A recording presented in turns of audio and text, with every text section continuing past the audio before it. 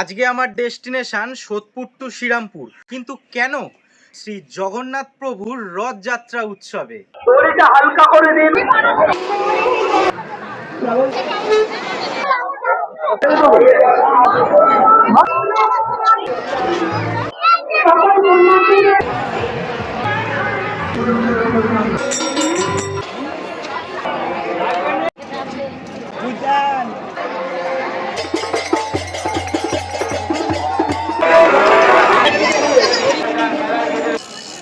Thank you বলা। সবটা তোমাদের দেখাবো, তার সাথে কিছু গল্পও করব যে মাহেশের রথ এত বিখ্যাত কেন। তো চলো আজকের ব্লগটা শুরু করা যাক। এখন বাজে প্রায় 4টে। আমি আর ভোলা যাচ্ছি খড়দা লঞ্চঘাট। ওখান থেকে পার হলেই ওপারটা রিসরা, তারপরেই একটুখানি টোটো করে গেলেই হচ্ছে মাহেশের জগন্নাথের মন্দির। ব্যাগ নিয়ে নিয়েছি কারণ একটু আগে অনেক মেঘলা করেছিল। এর মধ্যে ছাতা আছে, একটা ছোট জলের বোতল আছে, আর ওখানে অনেক ভিড় হবে, অনেক নয়েজ আসবে, সেজন্য একটা মাইকও আছে। আর এদিকে অবস্থা দেখো, এখান থেকেই ভিড় শুরু হয়ে গেছে। তাহলে ওখানে কি অবস্থা? বাপরে বাপ, আমার তো এখনই ভয় লাগছে। টোটো স্ট্যান্ডে এসে নিজেকে সেলিব্রিটি মনে হলো। চতুর্দিক দিয়ে চতুর্জন ডাকছে, মনে হচ্ছে না ফ্যানেরা অটোগ্রাফ চাইছে আমার থেকে। যেহেতু অনেকটা দেরি হয়ে গেছে, টোটোওয়ালা অনেক দূরেই নামিয়ে দিল, আমাদেরকে হেঁটে হেঁটে যেতে হবে এখন অনেকটা রাস্তা। তো চলো, কি আর করা যাবে। আমরা চলে এসেছি শ্রীরামপুরে মাহেশের রথযাত্রা উৎসবে। দেখতেই পাচ্ছ দূরে রথ দাঁড়িয়ে রয়েছে, এখনো কিন্তু টানা শুরু হয়নি। আমরা একদম ভালো সময় চলে এসেছি। কিন্তু তোমরা কি একটা কথা জানো? পশ্চিমবঙ্গের সব থেকে বড় কিন্তু রথযাত্রা উৎসব এটা, আর ভারতের মধ্যে দ্বিতীয় নম্বর সব থেকে বড় রথযাত্রা উৎসব। হ্যাঁ, সেই গল্পটা, সেই ইতিহাসটা তোমাদের বলবো। আমি ব্লগের পাশাপাশি তোমাদের কিছু ইনফরমেশনও দেওয়ার চেষ্টা করি, তাই ভিডিওটাতে ঝটপট করে একটা লাইক করে দাও, আর ভিডিওটা কেমন হচ্ছে সেটা কিন্তু কমেন্ট করে দাও। তারপর রথ দেখতে দেখতে তোমাদের বাকি ইতিহাসটা বলছি। আপনার জন্য কেউ ঠাকুর দেখতে পাচ্ছে না।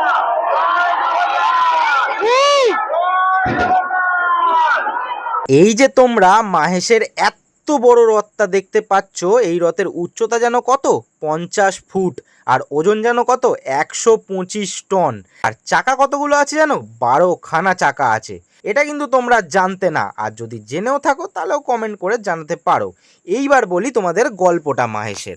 মাহেশে প্রথম রথযাত্রা শুরু হয়েছিল 1396 সালে, মানে আজ থেকে প্রায় 600 বছর আগে। এই রথযাত্রা উৎসবের পিছনে একজন কিংবদন্তি রয়েছেন। তিনি হলেন ধ্রুবানন্দ ব্রহ্মচারী নামে এক সাধু। তিনি একদিন পুরীতে গেছিলেন তীর্থ করতে। তার ইচ্ছা ছিল জগন্নাথ দেবকে নিজের হাতে ভোগ রেঁধে খাওয়াবেন, কিন্তু পুরীর মন্দিরের পাণ্ডারা তো জানো, তাকে ঢুকতে দেয়নি। তার ফলে কি হয়েছিল, তিনি আমরণ অনশরে বসেছিলেন। 3 দিন পরে জগন্নাথ দেব তাকে দেখা দিয়ে বললেন, ধ্রুবানন্দ, তুমি বাংলায় ফিরে যাও।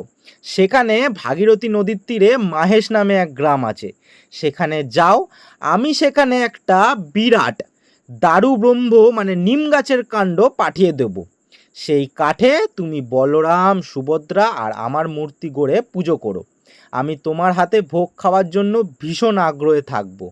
এই স্বপ্ন দেখে ধ্রুবানন্দ মাহেশে এসে সাধনা শুরু করলেন, এবং একদিন বর্ষার দিনে মাহেশ ঘাটে একটা নিম কাঠ ভেসে আসলো। তখন তিনি সেই কাঠ জল থেকে তুলে 3 দেবতার মূর্তি বানিয়ে প্রতিষ্ঠা করলেন। তো কেমন লাগলো বলো গল্পটা?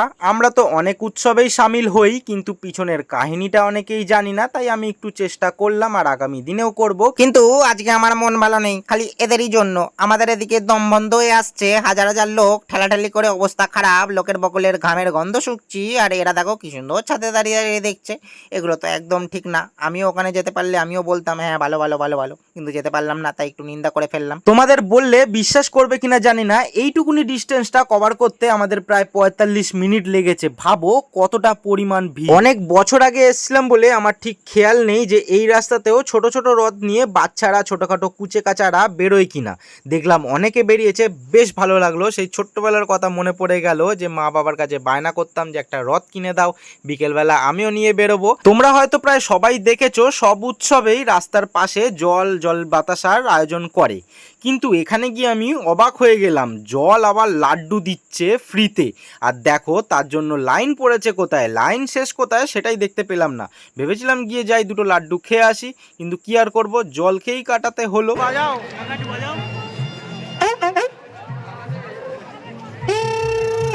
একটা একটা উৎসবে এসেছি, একটু মজা না করলে হয়? কিছু মনে করো না কিন্তু তোমরা। একটা প্রবাদ বাক্য আছে না, রথ দেখা আবার কলাও বেচা, এর পেছনেও কিন্তু একটা গল্প আছে। সেই গল্পটা আজকে তোমাদের সাথে করলাম না, কারণ ভিডিওটা নয়তো অনেকটা লম্বা হয়ে যাবে।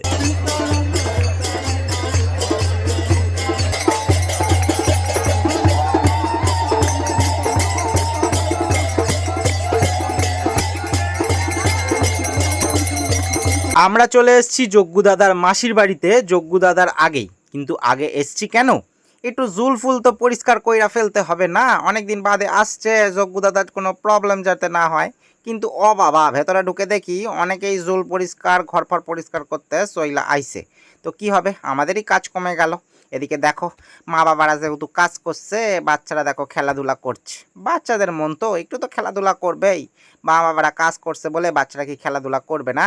দেখো জাম্পিং জাপানো করছে, ঠিক আছে করুক। আমি পকেট থেকে 11 টাকা বার কইরা মন্ত্রতন্ত্র বইলা যজ্ঞ দাদার কাছে দিয়ে দিলাম। এটা করলাম নালিশ তোমাদের নামে, কারণ তোমরা অনেকেই লাইক কমেন্ট করতে চাইছো না। তোমাদের যাতে স্বপ্নে এসে একটু বইকা দেয়, ওই জন্য আমি 11 টাকা দিয়ে পূজা দিয়ে দিলাম। দেখো তোমাদের কিন্তু বকা দেবে, আর যদি বকা না খাইতে চাও তাহলে লাইক আর কমেন্ট কইরা ফেলো। জায়গাটা বেশ সুন্দর ছিল, সেই জন্য আমরা কটা ছবিও তুলে ফেললাম। বলো আমাদের কেমন লাগছে? তখন আমরা মাসির বাড়িতে সময় কাটালাম, অথচ দেখো এখনো যজ্ঞ দাদার দেখা নেই। আশপাশে কোনো জায়গাতেই দেখতে পাচ্ছি না। কেমন লাগছে গরমে? ফাটাফাটি ফাটাফাটি লাগছে। কি ভিড় বাবারে, আমরা এর আগে যখন এসেছিলাম এত ভিড় হয়ই না।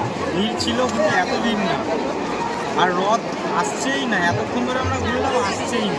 আমি তোমাদের কাছে একটা কথাই জানতে চাইবো, তোমরা আসছো আসো, কিন্তু এই বাচ্চাগুলোকে কেন এখানে নিয়ে আসছো? আমার তো এটাই মাথাতে আসছে না। আমরা এই গরমে এই ভিড়েতে পাচ্ছি না, আমাদের অবস্থা খারাপ হয়ে যাচ্ছে, আর বাচ্চাগুলোকে নিয়ে আসছো। ওদের তো কষ্টটা বোঝো তোমরা। তোমরা নিজেরা আসো, বাড়িতে কারো না কারোর কাছে রেখে আসো, আর না রাখার জায়গা থাকলে তোমরা এসো না। কিন্তু বাচ্চাদের প্লিজ এরমভাবে কষ্ট দিও না। এই লাখ লাখ ভিড়ের মাঝখানে বাচ্চাদেরকে নিয়ে এসে ওদের বেকার কষ্ট দিচ্ছ।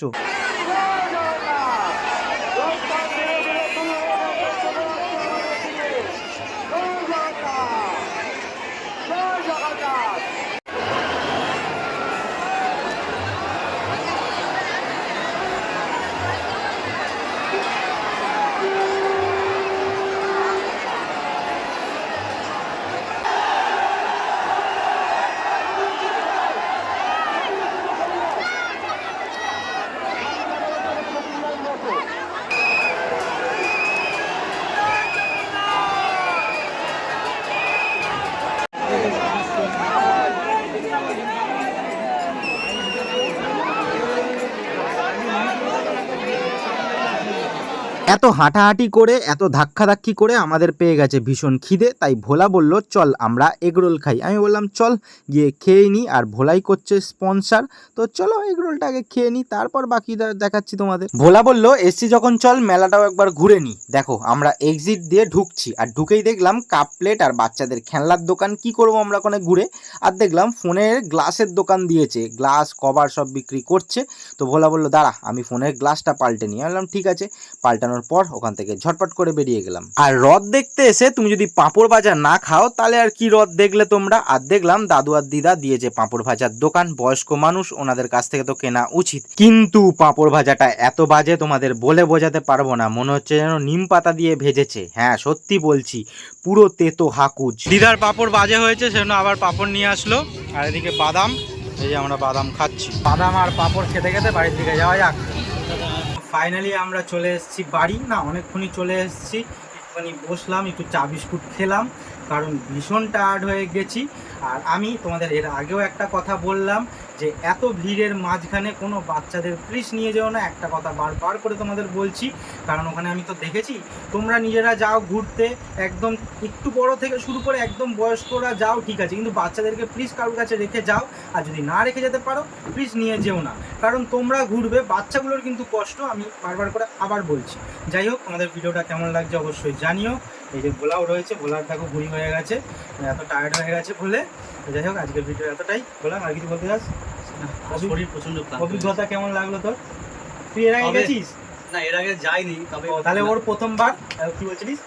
তবে ওখানে যা ভিড় দেখলাম, সত্যি তাই বাচ্চাদের নিয়ে যাওয়াটা উচিত না। হ্যাঁ এটা একদম ঠিক, কারণ কারণ বাচ্চাদেরকে নিয়ে গেলে অত ভিড়ের মধ্যখানে যদি কোনো বাচ্চা পড়ে যায় তাদের শ্বাসকষ্টেরও সেই প্রবলেম হবে। কাঁধে করে নিয়ে যাচ্ছে আর নিয়ে না যাচ্ছে এর কেন? আগে অনেক কেন? দুর্ঘটনা হয়েছে, গতবারেও দুর্ঘটনা হয়েছে। প্লিজ বাচ্চাদেরকে কেন নিয়ে আমি একটাই কথা বলার, জানি না এটা কাদের ভালো লাগবে কি লাগবে জানি না, যদি ভালো না লাগে আমার কোনো যায় আসে না তাতে, কিন্তু প্লিজ এটা শোনা উচিত সবার, বা সবার করা উচিত। শুধু এই রথযাত্রা বলে না, দুর্গাপুজোর সময় সারা রাত্রি নিয়ে বাচ্চাদেরকে ঘুরছো, এগুলো প্লিজ করো না। একদম একদম ছোট বাচ্চা, 5 বছরের বাচ্চা, 5 বছর থেকে কম বাচ্চা, এগুলো একদমই শিশু, এদের এত ধকল সইবে না, তো কেন এগুলো করো যাই না।